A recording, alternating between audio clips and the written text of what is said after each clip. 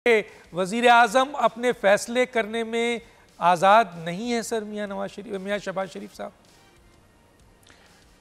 नहीं डॉक्टर साहब, मेरा नहीं ख्याल कि जिस तरह आप चीज़ों को लेके जाना चाहते हैं उसमें कोई फ़ायदा आपको शायद हो, मगर रियासत को या सुनने वालों को तो उसका कोई फ़ायदा नहीं।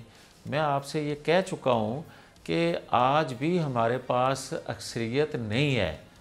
आज भी कोई अक्सरियती जमात हुकूमत बनाना चाहती है तो भाई बिस्मिल्लाह करें, आएँ बना लें।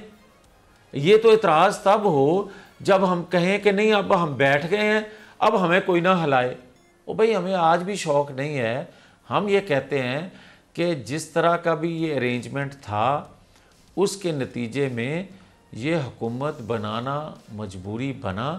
मजबूरी में हम डिलीवर कर रहे हैं, कोशिश कर रहे हैं, और अगर हमसे कोई बेहतर डिलीवर कर सकता है तो बिस्मिल्लाह भाई, आओ पाकिस्तान के लिए कर लो भाई।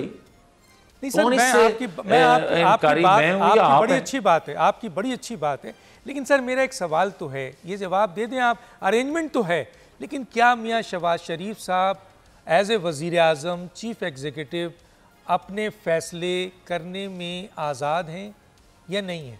बस इसका तो सर दो ही जवाब हो सकते हैं। ये जाके फिर डॉक्टर दानिश साहब, अगर मेरी बात किसी की आपको समझ नहीं आ रही तो मैं यही कह सकता हूँ, फिर प्राइम मिनिस्टर से आप खुद जाके पूछ लें। सब्सक्राइब करें और बेल दबाएं ताकि कोई खबर रह न जाए।